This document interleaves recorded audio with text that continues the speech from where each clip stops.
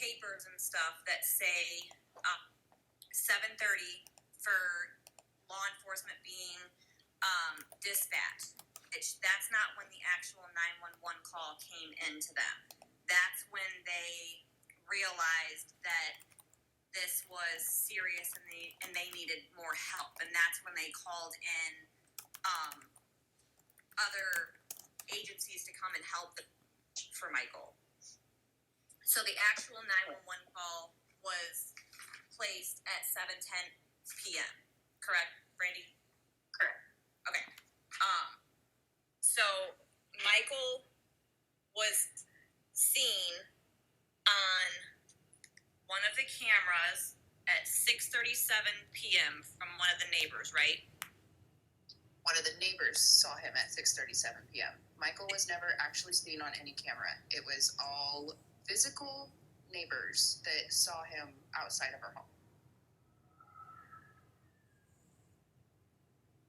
Okay. So he was seen at 6 by neighbors. With these neighbors that he knocked on the door with, they did either walk him or watch him walk to his yard. It's not like they were like, oh, just go home. They physically walked him or watched him walk to his yard. And then one neighbor did, yes. Oh, just the one did? Just the one did, yes. Okay. I had that wrong. I apologize to everyone. I had that part wrong. But then he went down the street to the east, and his scent ends Correct. at the corner of that street. Correct. He didn't make it around the corner as what Brandi has been told. Correct. And that's where the scent ends. So he wasn't at the park. He was never at the push pad, which is the same thing. He was never there. Yes.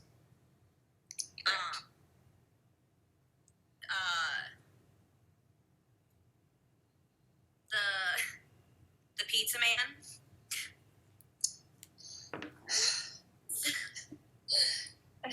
Okay. Tyler ordered pizza at 6:40 p.m. Okay? He ordered from Domino's. There's a timestamp. It shows you on when you order your pizza what time you placed your order. He paid over the phone. The pizza person was interrogated. They went to Domino's. They talked to the owner. They talked to the pizza delivery driver. The pizza delivery driver dropped off the pizza somewhere between 7:15, 7:20, I think. I couldn't honestly tell you because people were screaming all over the place, and my neighbor, I'm pretty sure one of my neighbors, not sure which one, put the pizza in the house on the counter, and that's where it sat for 4 days. So yes, the pizza delivery boy has been looked into. We ordered from Domino's. There's a timestamp on the pizza boxes that says 6:40 when he placed the call. So, yes, the pizza delivery man has been investigated. As far as car dealerships and them looking for the Honda Pilot. They have had people from all of the local car dealerships coming to the police department to help them identify over 400 vehicles because they can't get a good enough picture of license plates or the makes and models. So they basically are going off a picture of a car going down a road, and they've had multiple people from car dealerships coming in to help on their days off of work. And to add to that, the electronic billboard that has been running in Ontario, Oregon since August, which is still continuously running with Michael's missing information on it, has been donated by one of the owners from that specific car dealership. He's been paying for that billboard. So, yeah. Yes, they are looking into cars that have been returned. They are looking in. They started with the county, Payette County. Every Honda Pilot between 2016 and 2020 that's registered. You know, they've looked into every single one of those. Every single vehicle that was on the camera. If they couldn't identify it in our neighborhoods, his love for they talked slushies. to every single person in the neighborhoods. Hey, do you know this vehicle? Was this vehicle by your home? You know,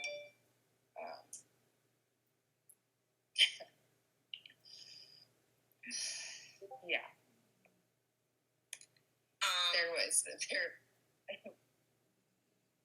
There was a gal that used to babysit Michael when he was 2, and she's a pizza delivery driver for a pizza place I used to work for.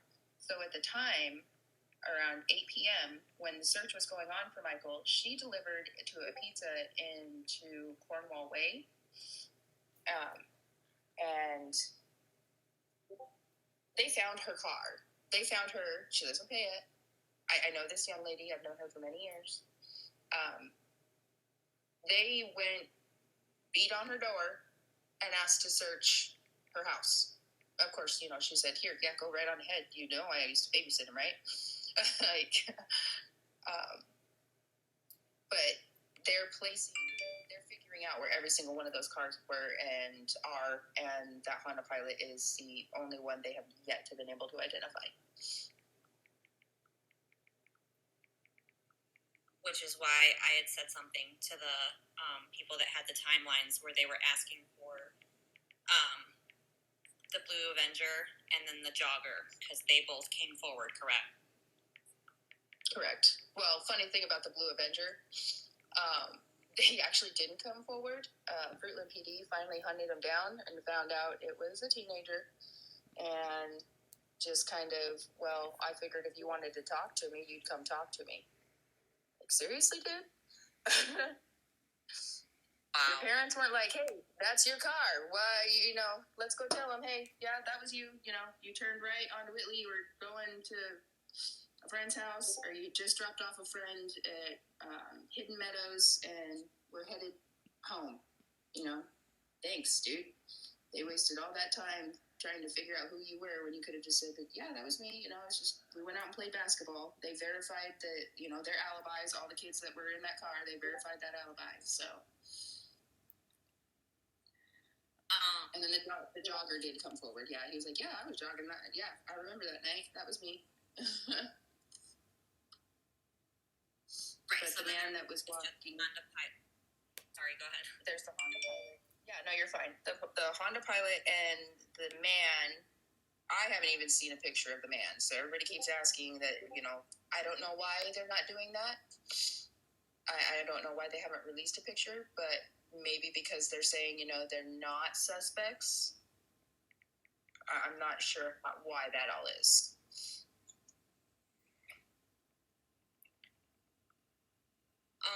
What was one of the other questions? Oh, the cell phone power dump stuff. So, one, bless our country, you have to have warrants. Warrants take time to get cell phone tower dumps. You have to fight to get those cell tower dumps because of privacy acts.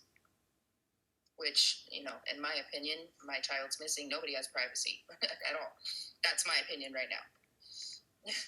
Afterwards, everybody can go back to having their own little thing. That's fine. But there can be, what did they say to me? The FBI told me upwards of 10,000 cell phone IP addresses attached to one cell tower. 10,000. That's a rough estimate. So, tracking all of, you know, okay, this person lives here, this is their IP address, this is their cell phone. Do you imagine? There's 200 homes here in this little area. How many different devices does each person own? So, they've been combing through that data since when they finally got the warrants to get that access. I know that they were, I believe, fighting with Google to get access to people's, not necessarily accounts, but like IP addresses, I think it is. I'm not a tech person, obviously. Obviously. But this is what I have been relayed to from the police and the FBI. J.D. Huff and Doug Hart flew to Salt Lake City to fight with whoever's in charge of Google because they were only giving little tidbits of information or letting them have little tidbits of information. And I believe that was, I want to say, over a month and a half ago. Forgive me, my time is not correct right now because every day runs into each other. So there is so much data that they have been combing through. It's not in the blink of an eye. It's not easy peasy like everybody says. Oh, they can do a cell phone tower dump and find out who was here. Yeah, guess what? Guess how many cell phones and IP addresses, computers that they have to comb through to figure that out. So no, it's not done at the drop of a dime. Unfortunately, I wish it was. I really, really wish it was. But it unfortunately takes time.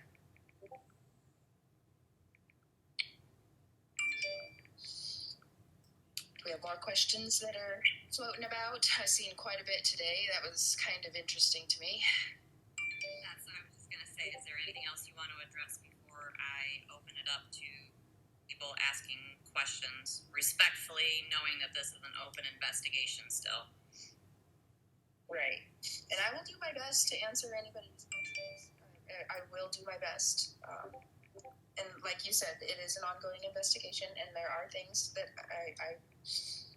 I cannot discuss. And there's things that I don't even know because they're not technically sharing some of that information with us just because the ups and downs, the highs and the lows, it's just so much. Like, do you think they have told us about every single one of those tips? There's been over 500 tips. Do you think they come and knock on our door with every single lead and tip that they're given? I would die.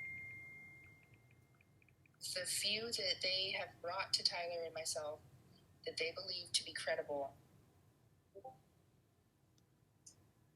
was a little boy caught on a Ring door camera about 35 minutes from here. And it was dark. You couldn't really see his face, but his mannerisms and same body build, same hair, and I freaked the hell out. I swore it was Michael. And come to find out, it was not Michael. It was another little 5-year-old boy that likes to wander. And this was a lady, she was on vacation actually, and she sent it to the Fruitland Police Department, and this was in Caldwell, and the Caldwell Police Department, when after I said, that's my son, ripped that neighborhood apart. Caldwell. And that's pretty close to Boise. So they're not going to tell us every little single detail. And I'm actually kind of grateful for that because it would kill me. So, yeah. All right. I'm going to open it up for questions. Okay. Tyler's not here yet. He's still at work. He should be here shortly. So, but I'll do my best.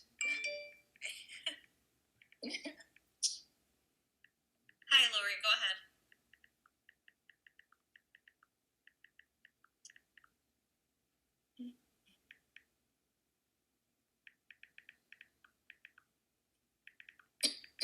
Lori, I accept. You can talk now.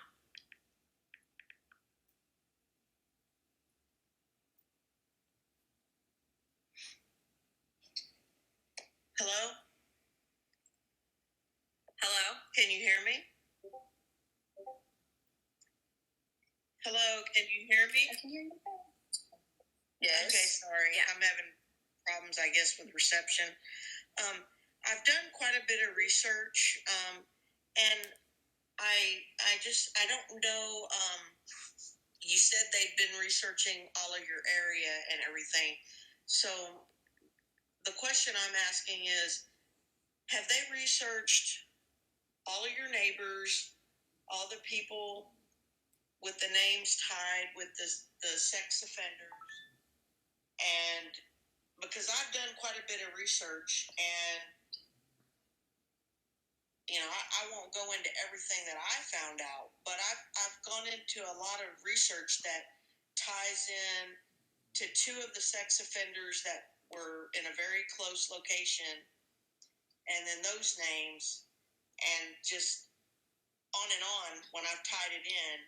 And there's a lot of funny business going on, which makes me think it's a drug ring, sex trafficking ring. And I don't want to go into too much either, because I'm fearful. But there's a lot of stuff that just seems really funny to me.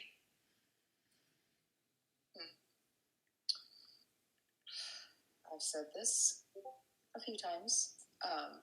Yes.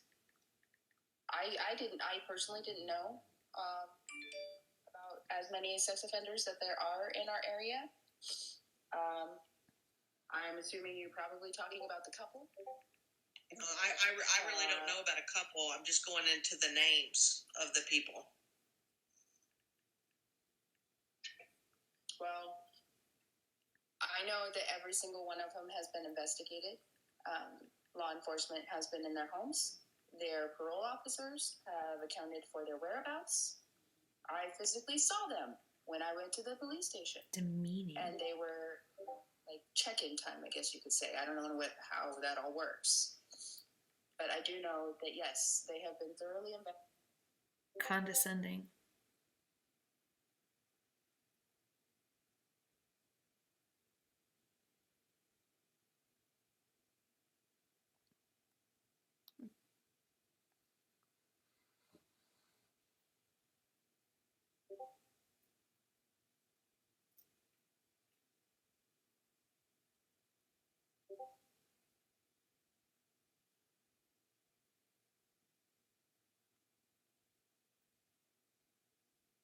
And on. And I have a lot of information I've looked into. I called the Fruitland Police Department a week ago. They've not called me back. I have messaged the former FBI agent, Jennifer. She messaged me once, but I haven't heard back from her since. But I have a lot of information that I've looked into. So did you call or did you email? Because if you emailed the Michael,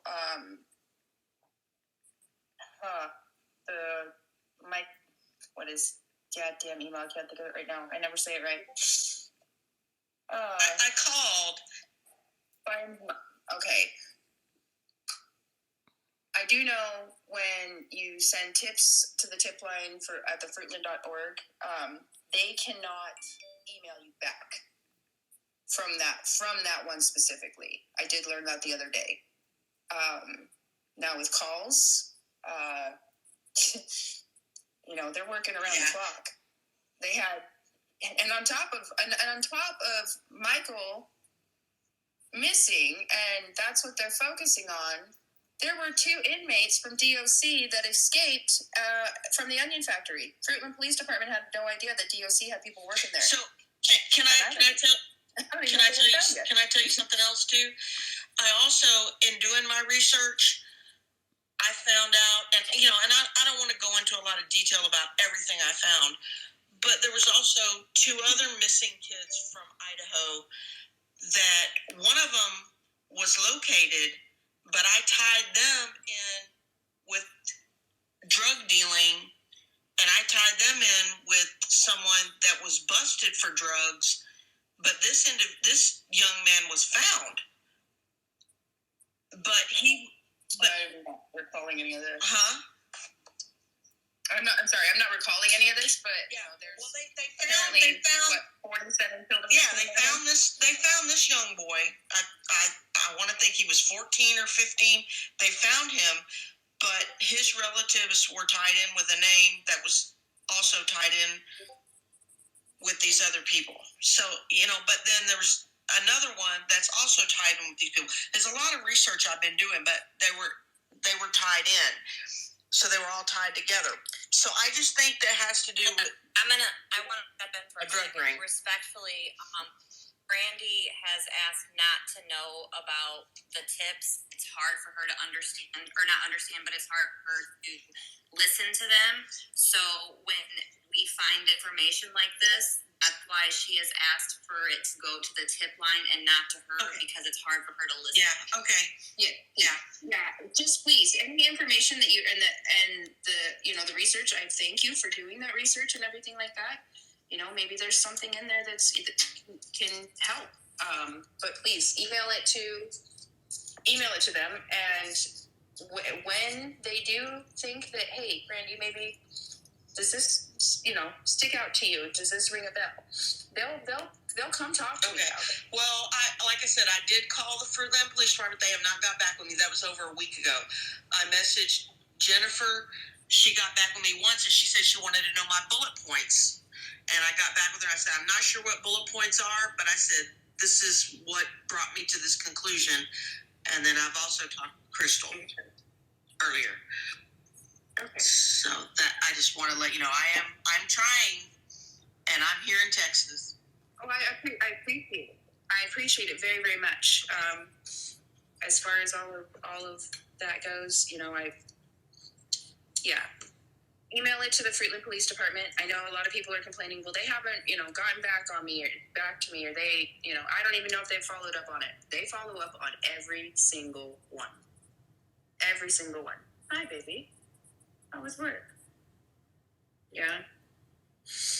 I'm trying to get a fire going. I'm not as good as you. All right. Well, thank you, Brandi. I appreciate it. Yeah, you will. We You love want her. to stoke it? Go ahead, you got your hand up. No, you want to go get some more? Brandi, Yes. first of all, I want to say that, as everyone always tells you, and it's right to tell you, that you are an incredible, amazing, strong mom. Thank you. Going through what you are going through right now, I wouldn't even be, how am I going to say this? I couldn't. I guess that's the best thing to say. I couldn't. I'm a mom of 5. Get your hands full. Yes. I have 4 girls and a boy. Oh my goodness. Bless your heart. My son just turned 5. Oh. So I'm right there with you. Not right there with you, unfortunately. I wish you wouldn't be in the situation that you are in right now. But I'm not saying it's a question. It's more like, I know that the white car was there.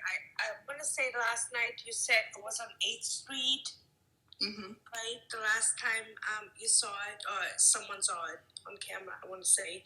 Yes. And I also saw that you, or heard that you said that he would have never ventured out to the splash pad without being seen on camera. Is that right? Correct. So I'm wondering, how far do you think he would have even gone? Like, how, I understand, like kids at that age, especially, I don't blame him going out that door. I'm sure people, and even myself, have looked at Google Earth and saw your house, and there's one door right next to the garage, and you have mentioned multiple times he would have just gone out there because it's not as loud at the other door, and you would have not known. But my question is like, if he ventured out there to all his friends or potential friends that he wanted to hang out with, how much time would he have had to actually see them all or know, like come back? Does that make sense?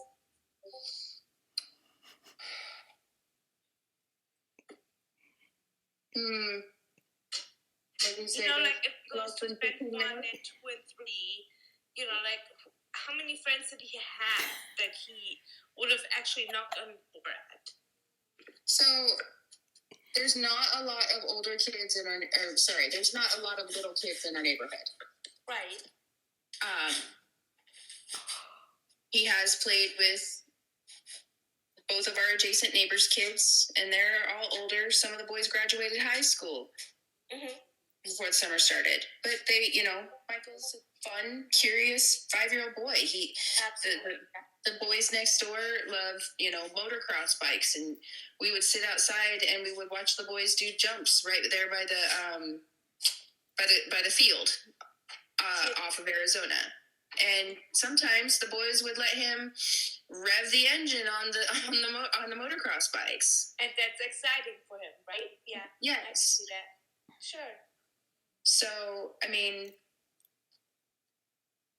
it's not like he went and played at all these houses all the time or anything like that. We'd be outside during the summer, you see somebody over the fence, and my cool. Right. So they just, pick him up. He can come play with us. We'll bring him back in a little bit. We're going to jump on the trampoline. I'm like, oh, dear God, okay. Sure. So his siblings were more of who he played with. And, when me or Tyler are home, or we'd go to the park and he'd play with kids at the park. But never, it wasn't like he was going next door every day to play at the boys' house next door every day. Okay. So there were no specific kids that he always knocked on the door, and sometimes they were available and sometimes they were not. Correct. Okay. Okay. Makes sense. Thank you so much, Brandi. And hang in there. Thank you. Absolutely. You're welcome. My heart is out there for you. Thank you. Nicole, go ahead. Hey, can you all hear me? Just because I'm driving. Okay. So, a couple things, and then I'll let some other people ask some questions. But, Brandi, your sister that was with you at the that initial press conference, like right when Michael disappeared. Was she there whenever it happened, or did she come up? Like did you call her and she flew out, or? So that press conference, that's the first time I've seen my baby sister in 12 years. I do talk to her on a frequent basis. She called me Tuesday night and was going to get on a plane Tuesday night. And she manages a bar, and I told her, you know what, just hold off. Let's see, maybe we'll find him. And it was, I think, 4 o'clock in the morning. And I talked to her again, and 4 or 5 o'clock in the morning. I think it was about, because that's when the Coast Guard. She was on the soonest flight she could get here. So she got in on Friday. She got in Friday afternoon. She flew in from Tennessee and was here with me for a week. So her at that press conference, her looking all nervous and everything like that, yeah, we had not slept. It was the first time I've seen her in 12 years, and that's, we had been together for about 18 hours. How about that? So... Well, and I wasn't going to say anything about her looking nervous. I was just curious because I've not seen her since, and I didn't know what it was there. I didn't know you all didn't talk for 12 years. I mean, I've not looked into it that far. No, they live far away. All my family lives Midwest and in the South, and Yeah, so one of the other things, like in looking, you said there's like 200 houses, and I guess say maybe like that 2 miles that they were like initially focusing on. And looking at like property records and stuff, the house that you guys live in, is that Tyler's dad's house? Correct. Does he live there? Yes. Okay, so was he there whenever, like, did he have any additional kind of things that he might have noticed? Was he there when Michael left? No. He had gone out that afternoon. He went to go get a haircut and get a shave, and then he went to his favorite watering hole and had dinner and drinks with, he's retired. He just retired 2 years ago. And visiting with some friends, and, came home. He pulled up to the same thing I pulled up to. He had no idea what was going on. Okay. If you gotta get rid of me, Crystal, you can. I'll request it here in a minute. Okay, not a problem. Danielle. Hey, Mama, me again. Okay, so I'm going by a couple of things. With the picture of the actual picture of the car was tweeted out, somebody responded to me noticing there is no front license plate. So, and she had said there's only so many states that allow to not have a front license plate. I couldn't open up the picture big enough to see if somebody just unscrewed the license plate and could have put it back on. But that is just something to note. I did see that, and yes, that it did trigger something in my head trying to think, but it's depending on the police officer, they're probably not going to pull you over for it. I would say definitely in Payette they would. It's one of those things that they only pull you over for if they suspect you of doing something else. Could you hear that? No, what was Tyler saying? It's something that they would probably pull you over for only if they suspected you of doing something else. Like sometimes they'll pull you over for a busted headlights. It's a 50-50. If Ellie has the capability to blow that picture up to see if there is even a space, you know what I mean? Like if they just took the plates off, they're going to see screw or bolt marks. Right. So that's just something they may want to consider looking at a little bit more. Whoever the girl said it, I was like, dang girl, yes. I'm just going to go through a couple of questions that I had seen people asking. I don't even see them online here. I don't think. I might have missed them, but I want to write some of this down. The front license plate. Yep. Just because I've got, so much in my head, and we'll get to talking. We'll start talking with JD and the detective and the captain, and, I can message you that one too. I'll go back and I'll get my screenshots and I'll message those too. You don't have to sit. I've tried to blow up that picture so many times, and I actually have gotten to watch that vehicle driving out of the neighborhood on the detective's computer, because somebody sent me, somebody was trying to extort money out of us. Sent us pictures of a white Honda Pilot, and one of them was in a car dealership, and this gentleman was saying that he knows where Michael is. He's in Massachusetts? Remember that one? There's been a lot. And they did warn us that this was going to happen, but I hope he's spending Christmas in jail. I really do. Yeah. So, unfortunately, they're finding this more often. It's coming from different countries. This one, he sent me 2 pictures of Honda Pilots, and they were 2 completely different ones. And he was stating that the boss he works for kidnaps children, and he has an orphanage in Africa, and he sells children there, and he fled to Africa. His, because I was like, oh, well, I just sent all this to Ellie, and he's like, why would you do that? I'm like, why would I not? Like, do you have children? And then he sent me a picture of him and I guess his wife and 2 kids, and he said they're in hiding in the UK, and you need to send me $3,500 so I can protect my family. And I'm like, dude, how could you do that? You just put my family in danger. And I'm like, you would do anything if that was your child, and I will tell it, Ellie, they'll protect you. Yeah. Like, seriously, if that's the case. And so they, yeah. But we went through, she took both pictures that he sent me of the vehicle, and we looked at the headlights, and she's like, do you remember what time it went through? Or because she was trying to pull it up, because they've 400 vehicles. They've looked over at over 400 vehicles. And I'll never forget that timestamp, 6:47, because that is like embedded in Tyler's and I's head. That is the time, like opportune time from when Michael was last seen.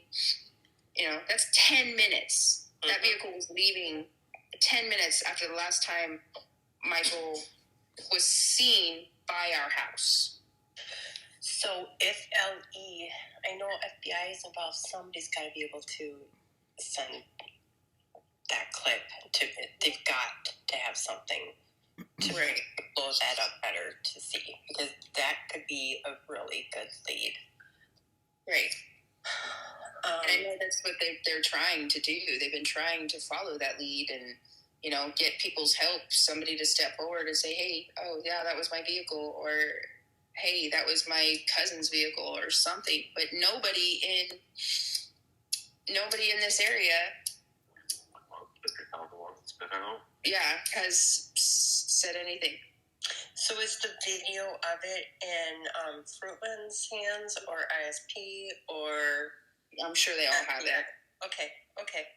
I know Fruitland. I know for a fact that Fruitland PD has it. Okay. If you need help with that one, if that doesn't, get back to us, let us know. We can put pressure for that. Someone actually, very, very kind, loving person, sent me some blown up pictures and actually sent them to Ellie, and they came over to our house that day and said, because I asked if they received that email, and that's when I was told, oh, you can't, we can't email them back through that. We have to use our personal email. So, but the information that was sent was actually very helpful. Okay. So, yes. So I'm going to read a couple of questions that I'd seen online, just so we can get these done. Okay. Reading both timelines, it doesn't say when state police were engaged. That wasn't, so ISP versus Fruitland. Because Fruitland was there immediately. Yes. I don't even remember. When did ISP get involved? They were here the next morning for sure, probably sooner than that. I think they were here when Idaho search and rescue. Remember when they were in the backyard? They had dog tracking and they had human trackers here by 11 o'clock that night. Yes. And I want to say, I'm not guaranteed. I'm not saying 100% sure because it was a blur. But if they weren't here when Idaho Mountain Search and Rescue got here, then they were here very shortly after, and they were definitely here first thing that morning. It was, what time was the helicopter flying over? Early. Yeah, because Kira had practice, 7 a.m. So I want to say 5, 6 a.m. The sun was up. Okay. How long have you and Tyler lived there? 3 years. Okay. All right. There's any of these I want to save so that you don't have to keep repeating yourself. Okay. That's the only ones I wanted to do, just so you're not getting hounded. Oh, thank you. You're welcome, darling.